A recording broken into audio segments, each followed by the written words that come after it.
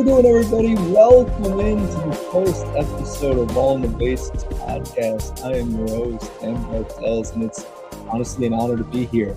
And I want to make it very clear. I know a lot of you guys know me from the Metcast pod, and that will still be a thing. That will not go away. Metcast is still something very close to my heart, and still something that I will love to do. And honestly, something that I may value more than this podcast at times, if we're being honest. But we got to see where things go. And obviously the Mets are more where I align in terms of kind of what I do for work and stuff like that. This is more just kind of having a platform in place to kind of talk about different sports that are pretty interesting and kind of stories that sometimes we necessarily don't think about, or just life moves so quick that sometimes you don't get the full picture. So I'm excited to dive into some of these stories that, we tend to forget, past, present, definitely stuff that I'm very excited to dive into, but very excited to make sure that this podcast is out there and something that you guys can certainly start, commenting on. If anybody has any questions or concerns, definitely mailbags will be taken from the comment sections.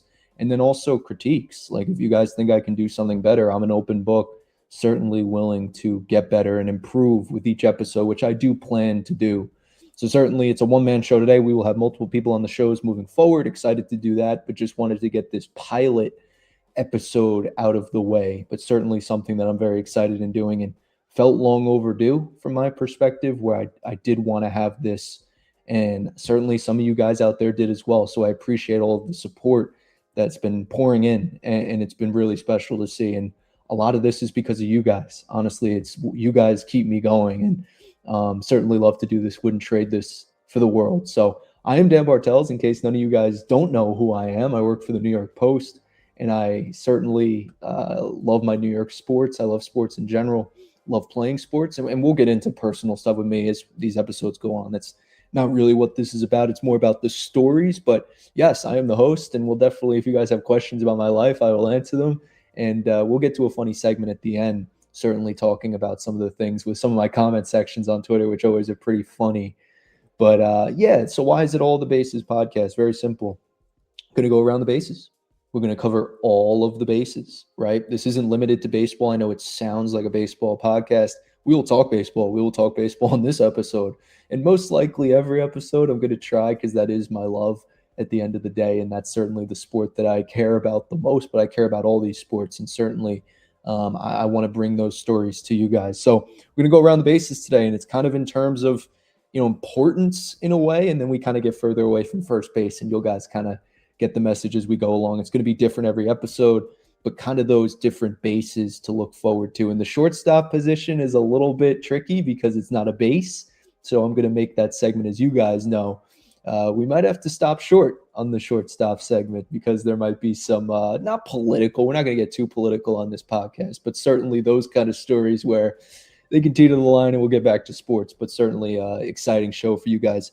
Let's break it down, right? Number one, first base. We got the Super Bowl this week. Very excited to have the Super Bowl out there in Santa Clara, California. It is going to be the Seahawks, and it is going to be the Patriots. Now, let's look at these numbers brought to you by NFL.com. Just kind of looking at the two teams, kind of getting a feel. And for the YouTube audience, we will be on Apple Music and Spotify as well. But this is for the YouTube audience to follow along with some of these visuals, but also to read them to you guys listening at home. So to compare these two teams for the Super Bowl, points per game, very, very similar. Second and third in the NFL in terms of points per game, with the Patriots having the edge over the Seahawks, 28.8 to 28.4. It's a big stat, obviously. We could look at yards per game as well. The Patriots lead over the Seahawks in that regard as well, 379.4 to 351.4. All the other stats, I mean, I look at the total defensive stats, sacks, from the defensive side. They're actually favoring the Seahawks. Seahawks have a very good defense. They've shown that all year. And it shows up in the total defensive interceptions as well, 18 to 10 in favor of the Seahawks.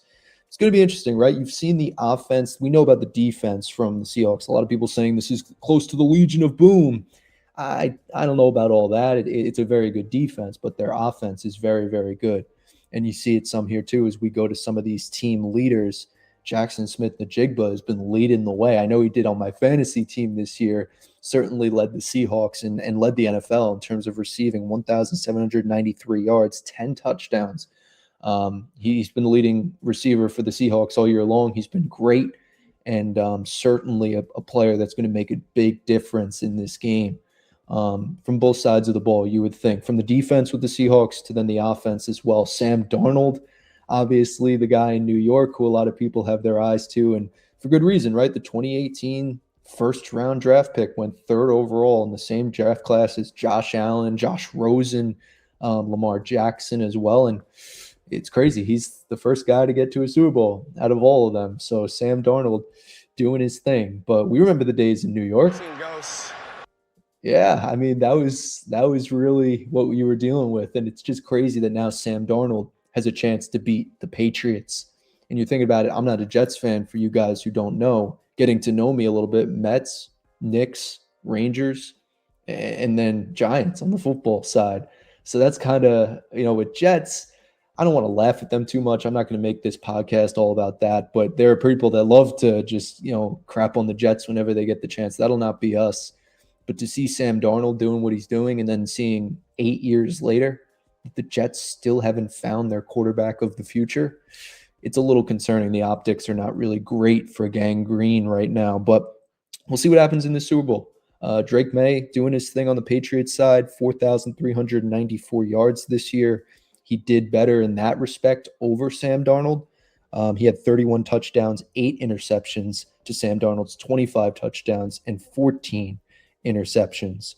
Travion Henderson leads the way in the rushing category for the Patriots, 911 yards this year, 180 attempts, 9 touchdowns, averaging 5.1 yards per game. And Stephon Diggs leading the way in the receiving category, opposing JSN for the Patriots. So this will be a very interesting game. I'm going to go out on a limb looking at some of these numbers. We do not encourage betting, but if you are going to bet, -4.5 is the spread favoring the Seahawks.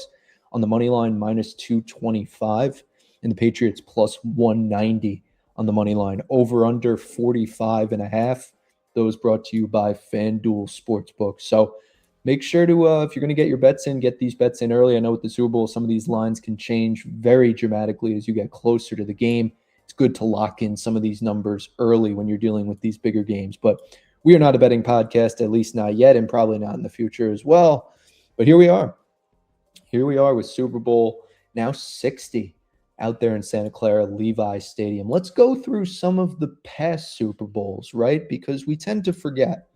Let's start off simple. In the past 5 years, we're not going to go too crazy. Maybe other podcasts will get into some other Super Bowls, but simple snapshot from the past 5 years. You have the Kansas City Chiefs in Super Bowl 2020 beating the 49ers 31-20, getting their the beginning of that run started for what was a dynasty. It snapped their 50-year drought of winning a Super Bowl. So the Chiefs were out on the right foot there in 2020. 2021 saw Tom Brady 31-9 getting his 7th Super Bowl ring over the Kansas City Chiefs in that one. A year later, 2022, you saw Cooper Kupp and the Rams doing their thing, 23-20 over the Cincinnati Bengals. In that one, the next year, 2023, the Chiefs win another Super Bowl, 38-5 over the Eagles. And then the next year, they're back, and they win it again over the San Francisco 49ers. It took overtime to do it, 25-22, but the Chiefs were able to get it done. And they were looking for that three-peat last year, and they were not able to get it done as the Eagles beat them 40-22. Chiefs will not be in the Super Bowl this year, obviously, and it ends a long run for them. But certainly interesting to see all of that broken down. We do know one thing about one of these Super Bowl teams. At the end of the Super Bowl, no matter who wins or loses, the Seattle Seahawks will be up for sale. And we found that out this week. And I just looked at some other teams that have been sold in NFL history in recent memory. And you look at the past 4, the Washington Commanders were the last NFL team to be sold, and they sold at $6.05 billion. Now, the Seattle Seahawks are reported to be in the $7 to $8 billion range, and it makes sense looking at these numbers, which we have laid out on the YouTube Live, but we'll read out for the audio audience as well. After the Commanders, it's Denver Broncos, August of 2022. They sold for 4.65 billion. Carolina Panthers in July of 2018 sold for 2.275 billion, and then the Buffalo Bills in October of 2014 sold for 1.4 billion out there to the Bagula family. So it makes sense looking at these numbers that the Seahawks are going to probably rake in 7 to 8 billion just given where the money is going, 1.4 to 2.2 to 4.6 to 6 billion. Now you're at 7 to 8. So we'll see who ends up buying the Seattle Seahawks. We will keep an eye on that, and certainly very interesting for sure. So something we'll keep an eye on as we keep it moving. But that is about first base. First base, we got the Super Bowl. Certainly very exciting. We got the Olympics coming up out there in Italy as well, out there in Milan. Certainly going to be a lot of fun. We'll have that. Talk about these things. I know Lindsey Vonn made a lot of news this week. The fall, she had to be airlifted. It was a whole situation, but she feels that her Olympic journey is not over, and she's a legend in what she does. So certainly skier Lindsey Vonn, hopefully fully recovered at the end of all this for sure. Let's keep it moving. Let's go to second base, and second base brings us to Cleveland. Second base brings us to Cleveland because LeBron James was in Cleveland this past Wednesday. LeBron James himself returning to the place where he spent 11 of his 23 seasons with the Cleveland Cavaliers. He returned on Wednesday night. Tonight, at the recording of this podcast, he also came back to New York, Madison Square Garden. The Knicks won that one. We'll get into the box score in just a couple of minutes, but it was very interesting to see the return of LeBron for a multitude of reasons. We're not a big LeBron podcast, but we're going to cover the news as we get the news, right? And this is kind of certainly something that took place. It was pretty big when you had his son playing on the same floor that he first took the floor on when he first broke into the league, talking about his father, and just crazy, crazy moment. And certainly before the game, you see, and we'll play in this video, got LeBron pretty emotional.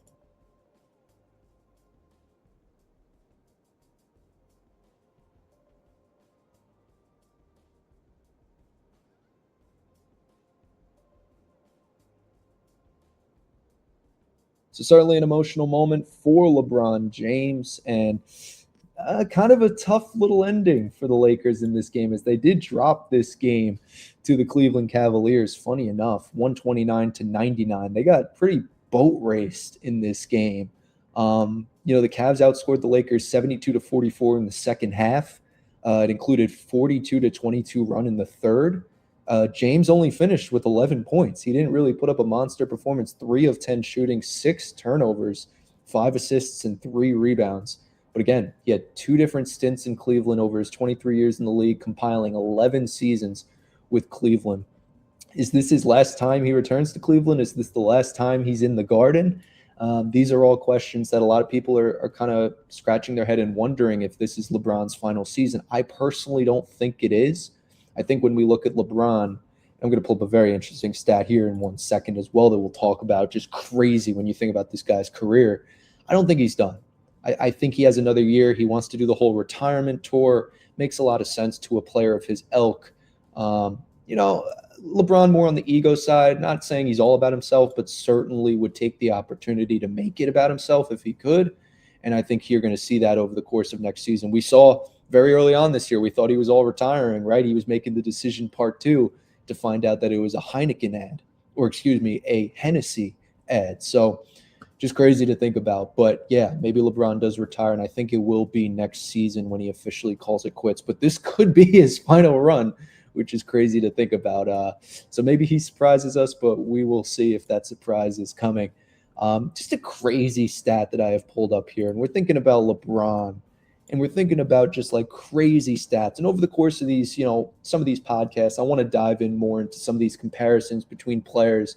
We might pick random players from random eras and just highlight them and be like, hey, who is this person? And just learn about them. Because a big part of this podcast is learning and just kind of being here and just kind of covering a lot of this stuff as it happens. Very interesting with this graphic. Okay, so they showed this graphic. This is from specifically Full Court. So I want to give them their credit. They caught this and posted it. It's just mind-boggling. This was from a couple nights ago to think about LeBron James and his career, where he is at. In the amount of total minutes in the 23 years that LeBron has been on an NBA court, it compiles to 60,008 minutes, which is a little bit increased now, obviously, but it's very roughly comes down to 6 weeks in the NBA. Throughout the 23 years, he has spent 6 weeks on an NBA court. It breaks down to 3,680 seconds, 1,000 hours, 42 days, or divided by 7, 6 weeks. Just crazy. I mean, this guy has had a crazy career. I'm not the biggest LeBron guy. I want to make that clear. I think Michael Jordan's the greatest of all time, but LeBron is very good. He's certainly number 2, and it's honestly without question. So crazy to think about. Another insane stat, it took LeBron the same amount of games, 368 to be exact, to score his first 10,000 points in the NBA. He had the same amount of games, 368, to score his final or most recent 10,000 points. Just wild, right? Just wild to think that he's still going at the same rate that he was at the back end of his career. That's like it's taking the same amount of hitter to reach 1,000 hits. Then they're hitting 3,000 on the back end of their career, going from 2 to 3 the same amount of time. It's just insane to think about. LeBron is the definition of longevity for sure. So just wanted to give him that shout out there. Certainly a big moment this week in NBA land. Let's get to now shortstop, right? This is where we can get into trouble, and in a good way, because it's a topic that isn't a base per se, but it's around the infield. And again, we may have to stop short on a kind of segment like this, but this is from the New York Post, and it's been very, very cold. For any of you guys who don't know, I work at the New York Post, so we will be citing many of their articles over the course of these podcasts, but we'll bring up other publications as well. This is from the New York Post, and we just had a huge snowstorm here in the United States. Right up northeast, freezing, multiple inches, foot, and it's just, it really hurt a lot of people in terms of their commutes on Mondays and stuff like that. So it was just wild to see that big snowstorm. But people a week later, according to the New York Post, are still dealing with just crazy stuff building up and going on around New York. So this is, again, here from the New York Post. Very interesting that we are seeing one resident defended this department.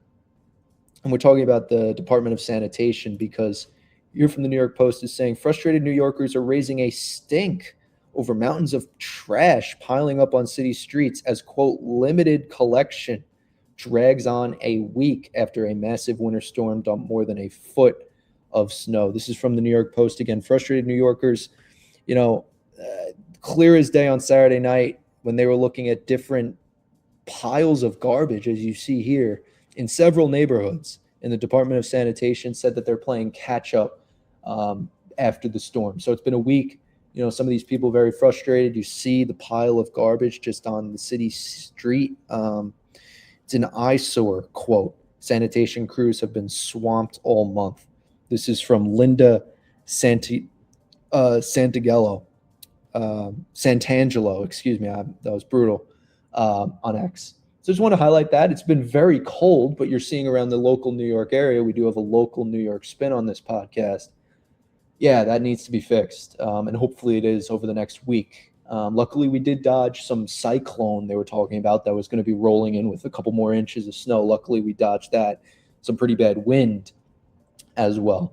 But it got me thinking, right? How do we relate snow and trash and all this stuff to what we can talk about in sports? Well, I looked up the coldest game in sports history, right? Talking about snow, pretty cold here in New York.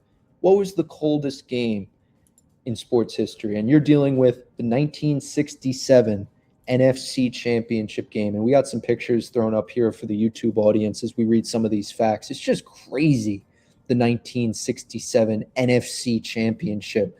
And it hit close to home for me because I am a Fordham alum, and we'll get to that in a second as to how does this matter with Fordham. But yes, it certainly does, and it's because you were dealing with two teams. You were dealing with the Dallas Cowboys and you were dealing with the Green Bay Packers, and It was the coldest game. Wind chills brought the temperatures from what was negative 13 to negative 45 degrees. I mean, just a brutal, brutal game. The Packers ended up winning 21-17. They went on to defeat, funny enough, at the time, the AFL, who was the Kansas City Chiefs 35-10 to win the 1967 Super Bowl, led by Vince Lombardi. So funny enough, you had Vince Lombardi in this 1967 NFC Championship game going up against the Dallas Cowboys in this freezing cold weather, opposed by Tom Landry, the Tom Landry who worked with Vince Lombardi about a decade prior in the 50s with the New York Giants. So very, very interesting. And just kind of seeing that, come together was pretty cool, and read some of this stuff. And here's a picture of the two of them for you guys at home. Of course, Vince Lombardi on the left and Mr. Landry, Tom Landry, on the right. Landry served as the defensive coordinator in the 50s, and Lombardi served as the offensive coordinator, excuse me. So it's very interesting to see that story. Vince Lombardi, class of 1937 at Fordham, one of the best coaches of all time, no doubt about it. But to see all this come together in the way that it did at the 1967 NFC Championship game, the coldest game in history. Dallas journalists were calling their defense the doomsday defense. They were great at goal line stands. They had a high success rate of it. The game was very interesting. You had a lot of fans packing out. 50,000 fans came out to go watch this game. Just looking at some of these pictures again, just crazy, right? Look at the fans. Freezing cold. Look at that. Freezing cold. And there's some very interesting kind of notes here from Wikipedia if you guys want to read this along. And of course, we'll read it for you guys, for the audience at home. Became known as the Ice Bowl for its brutally cold conditions, obviously. But very interesting. Lambeau Field, which still there today, turf's heating system malfunctioned. So in 1967, the turf heating system malfunctioned, and the tarp had to be removed before the game and left moisture on the field, and the field began to freeze. I mean, it's just crazy. It's just wild. There's some other crazy stuff in here. Looking prior to the game, many of Green Bay's players were unable to start their cars in the freezing weather, forcing them to make alternate travel arrangements to make it to the stadium on time. Linebacker Dave Robinson had to flag down a random passing motorist for a ride. The officials for the game found that they did not have sufficient clothing for the cold and had to make an early trip to a sporting goods store for earmuffs, heavy gloves, and thermal underwear. Packers quarterback Bart Starr, great name, attended an early church service with his father who had visited for the game, and as Starr said, it was so cold that neither of us talked about it. Nobody wanted to bring it up. Officials were unable to use their whistles after the opening kickoff. As referee Norm Strader blew his metal whistle to signal the start of the play, it froze his lips. As he attempted to free the whistle from his lips, the skin ripped off and his lips began to bleed. The conditions were so hostile that instead of forming a scab, the blood simply froze to his lip. Wild. Absolutely wild story when you're thinking about the 1967 coldest game. You had to go back to the NFL Championship, which is basically the NFC Championship, if you will, and the AFL linking together, and then you had the Super Bowl. Just crazy story. So I hope you guys learned about that. I certainly did when going through this stuff. Just crazy story. But that's shortstop. We wanted to get off the local stuff in the city. I know some people, there's people struggling out there with the cold and being snowed in. I'm not trying to make fun of that, but looking at it from a sports perspective, very, very interesting when you're looking at what was taking place and how many people showed up to that game.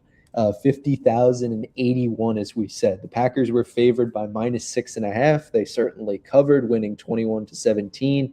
Bart Starr, he was the quarterback of the Packers. He won the MVP of that game, 14 of 24, a completion percentage of 58.3 for 191 yards, no interceptions, led the game-winning drive in the final minutes, culminated by a 1-yard quarterback sneak. And just very interesting, guys. Very, very interesting. Also, I looked it up. the furthest throw in that game, you got to think these guys can't feel their hands. They're bleeding lips all over the place. 50 yards. Bart Starr was still able to throw a 50-yard, I believe it was in the fourth quarter of that Ice Bowl. So certainly a very interesting game for sure. Let's go to third base as we get ready to round third and get ready to head for home. We have some Major League Baseball players who are looking for homes, and one of them did this week, Luis Arraez. Luis Arraez found a home with the San Francisco Giants. I believe it was 1 year, $12 million, according to Katie Wu of The Athletic out there. Look at his numbers, man. I mean, this guy is truly a special player, and he doesn't get enough credit really ever. He could win his fourth batting title. It blows my mind to think about when we think about Luis Arraez. The numbers speak for himself. But look at his splits for his career as well. Truly just an unbelievable player. I think he gets a bad rap because you look at some of his slugging percentages. Clearly look at them. They're not great. All he does is hit. But in a world where you're looking, and they're going to play him at second base in San Francisco, which is kind of confusing when you have Devers on the right side. You're going to put a guy in Luis Arraez who could barely play the second base. That's certainly concerning, but I got to give them the benefit of the doubt. They have a great infield, Matt Chapman, Willie Adames. They also signed Harrison Bader, giving him all the opportunity to play. Same thing with Luis Arraez. So interesting pickup by the Giants. And Arraez is a very, very interesting player, but he found a home, which took a long time. Not going to sit here and lie. You know, we're sitting here now in February, and these guys are getting signed, but they are getting signed. So we do have to give some credit there at the end of the day. Another player who got signed today, Eugenio Suarez, goes to the Cincinnati Reds, and Jose Siri going to the Angels. So just wanted to make those notes. Obviously, this is not a baseball podcast, but kind of like this, we will touch on baseball stories going on around the world of baseball, because that's my love, man. I'm not going to lie. And for you guys at home, get used to it. We're going to have a lot of baseball references. We're going to, talk some Mets on here. Not a lot, clearly, but we will reference it. And if there's an anniversary or something like that we aren't talking about on Metcast, we'll bring it up here. And it goes for any sport. Michael Jordan's birthday, we're going to talk about Michael Jordan, right? So these are all cool things I'm excited about, and kind of looking at it from this perspective on the podcast side. It's a lot of work. I got to give my love to Arraez. I always do. It's not easy, but yes, definitely excited. Definitely excited. So Luis Arraez, I'm sure he's certainly excited that he will be finding a home out there in San Francisco. Let's look at some other players who are available.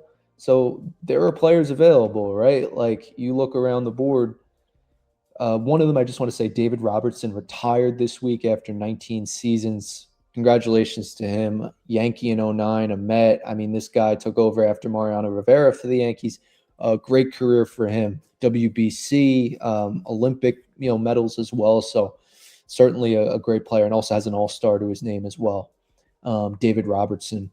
But other guys still available, right? It's kind of crazy to say, like Jordan Montgomery still floating out there. The guy that Scott Boras completely botched the negotiations a couple years later, still being affected. And honestly, a lot of that is on him. He wasn't as productive as he was in the past here in New York, but certainly a player that's still out there. Nick Martinez, Chris Bassett, Starling Marte, who I have said on the Metcast side, I would like to see him back in a Met uniform, but does feel like they could be moving past that at this point, signing Austin Barnes. Austin Hayes is off the board now to the White Sox. So I don't know who the Mets going to bring in as that other outfielder, if they even have to at all. They have Vidal Brujan, who they traded for cash. So that could be someone right away for the Mets who they could have out there with Brett Beatty, Tyrone Taylor, Carson Bench. But we'll see. Starling Marte, Lucas Giolito, another pitcher out there. Framber Valdez, still not signed. Just kind of crazy that he is not signed. We saw Eugenio Suarez go off the board today, which is nice. Took long enough. Guy hit 49 home runs last year. I know he's a strikeout machine, but going to fit well with that mutual option 27 for him out there in Cincinnati, but going to get a good year out of him in 26 for sure. But a guy like Valdez, still floating out there. Arraez off the board. Framber's still out there. Eugenio Suarez off the board. Some of these other guys still out there. Not many head scratchers left, but Chris Bassett's still a good arm. Kind of surprised he's not signed yet, but a lot of these guys, as you see by the ages, on the older side. and for good reason. These guys are kind of past the point. Zach Gallen's still out there as well, probably the better name, certainly on here, with Tomoyuki Sugano as well. So we'll see. Frankie Montas, great name in here in New York, as we all know. Okay. So very interesting stuff, guys. Very, very interesting stuff. That is Spotrax 2026 available free agents left on the market. And as some of these guys go off the board, we'll make sure to try to mention them if we can, but we'll try to cover all of the bases here on all of the bases as we try to do. But that is, yes, that is the remaining baseball free agents still out there, still waiting to be signed. And we can get into some other conversations with CBA. Excited to have those conversations with baseball and deadlines and stuff like that. And what's the benefit? I think, there is a benefit to having a deadline, but you have to do it the right way and try to be pro player, pro owner. There's ways to do it, incentivize these guys, but it's very complicated and something that we'll have to maybe iron out on an episode in the future. But yes, that is the available guys still out there. Kind of crazy to say that these guys are still out there. This was kind of out there, and we're going to round third and get ready to head for home here on the first episode of All in the Bases podcast. Make sure to like and subscribe. I am your host, Dan Bartels of the New York Post. And I had an opinion, right? And I like to throw out these opinions on X, and make sure to go follow me on X, Dan Bartels 2, my Instagram, Dan Bartels 1. And right, I have opinions. That's the reality of the situation, as all of us do. And some of our opinions can be controversial. This isn't a sports opinion. I will have sports opinions on this show for sure, but just to kind of lighten the mood here on the first episode, I think New York pizza is the best pizza on the planet. Dan, you're crazy. What are you talking about? Well, I tweeted it, and I do believe it. And it's an opinion. It's not a fact, but a lot of you guys in the comment section, I do appreciate it calling it a fact. But some of you guys did have some funny comments, so I wanted to go over these. And also, we will be doing this on many episodes. I'm going to enjoy this part of it where we round up some comments. And if you guys have any comments, any questions you want to ask me, put these in the comment section of this video on YouTube. Put it in the X at all of the bases. You can definitely reply there as we put out a video, probably one per episode, just kind of linking it back here. So put some comments under there. And certainly on my personal Dan Bartels as well, if you want to reach out. This is from Danny. So Danny said, to my opinion, that New York is the best pizza. He said, clearly you've never been to a local joint called Little Caesars in North Dakota. No, I have not, Danny, but I'll have to take your word for it. And Little Caesars, huh? Okay. How about Papa John's? Are they up there as well? But yes, I love my food. Just so you guys know, I love food. Sometimes gets me in trouble a little bit in terms of my diet, but I always try to make sure to pack it with protein and all that as well. So we'll see. But yeah, Danny, that's funny. Very, very funny. Bob checking in. Flat pizza, yes. Stuffed pizza, Chicago. Yeah, I mean, this was a big comment that we heard. A lot of people loving the Chicago deep dish style. I've had it. I've never been to Chicago to try, but I've tried variations pretty similar. Yeah, I like it. I like deep dish. I'm a thin crust, deep dish, all of the pizza type guy. I'm not here to, discriminate against any variations of it, grandma, Sicilian, of course. But yeah, Chicago does it very well. And I know New Haven does very good pizza too. Sally's, and, they're definitely a competition as well. A lot of people throwing in New Jersey, but Chicago was probably the other most popular name besides New York that I was seeing. But New Jersey was getting a lot of love too. So certainly wanted to give them that shout out, and thank you, Bob, for the comment. This is from Pepper. There is no opinion. This is a fact. Connecticut is smoking crack with their pizza capital of the U.S. nonsense. That New Haven stuff is average as can be, and I've tried it all. I've went to college in Connecticut and lived there. Zoo parties, FPs, Sally's, Pepe. Mid. Yeah, I mean, Sally's is the only one that I can attest to. I know they have some other good slices up there. Pepe's I have heard of. I want to make another trip to New Haven. Maybe we'll document it on the podcast. Who knows? But these are all things, yeah, I want to try those pizza slices and kind of relate them to New York. But to me, New York's just the best. I mean, forget the dollar slice. Like the affordability of it is special, but that's kind of going by the wayside nowadays too. But New York slice is great. I mean, you can't go wrong any toppings you put on it. I mean, when the pepperonis curl up, that's always great.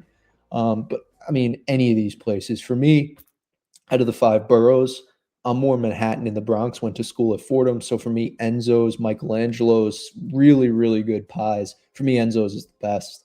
But, there's other places too. Of course, in Manhattan, I like Joe's on Broadway. Great, great piece. John on Beaker Street as well. There's some really, really good slices. And yeah, maybe that'll be a part of the podcast, cover all the bases and go to some pizzerias. But I tried to make it all the bases so we're not pigeonholed into doing just talking ball all day. Obviously, we will, but, wanted to have that other side of it as well. So very, very interesting for sure. But thank you, Pepper. And kind of, throwing some pepper and salt into the wounds of the Connecticut, which there are a lot of people that sit there and say Connecticut is the best pizza, which I can't necessarily say you're wrong, but, it is what it is. So let's go to the Knicks game tonight as we wrap up here on the podcast. We had the Knicks defeating the Los Angeles Lakers 112-100 tonight. LeBron James potentially his final game at the Garden. You saw OG Anunoby, 25 points in 34 minutes, 9 of 15 from the field, 4 of 8 from behind the arc. Cale Bridges was cold from behind the arc, 0 of 6, put up 10 points. Josh Hart had 20 points in his 36 minutes. Jalen Brunson had 12 in 37 minutes as the Knicks again defeat the Lakers, the Showtime Lakers. Maybe not once of the past, but Luka, hey, he was Showtime tonight. 30 points at the Garden, doing what he did in 37 minutes. LeBron, 22 points in 35 minutes. That's kind of it. I appreciate the first episode of this podcast. This was a lot of fun. This is something, again, like I like having the layout. I like having the structure. Hopefully we have some guests. Hopefully we'll have some other producers in here. But tonight was just kind of this solo, kind of just getting the ball rolling, getting some social clips out. Hopefully you guys like and subscribe. This has been great. I'm really going to enjoy this podcast for a multitude of reasons. Just kind of having that platform to talk about other sports, right? Oh, Knicks, like, oh, great. It's going to be fun. And also it's a learning experience, specifically for me doing these podcasts, trying to just be in a place where we can learn together. And I think that's very, very important. Trying to learn, that's the main point of this podcast. Nothing too serious. We're not going to take ourselves too seriously, but make sure to comment other questions that you may have. I would love to hear from you, and you will certainly hear from me before too long. Everybody have a great rest of your night. Thank you. God bless. Stay safe in this cold weather. And this was the first episode of All in the Bases podcast, a Dan Bartels podcast. Thank you guys all so much, and we'll talk soon. Thank you.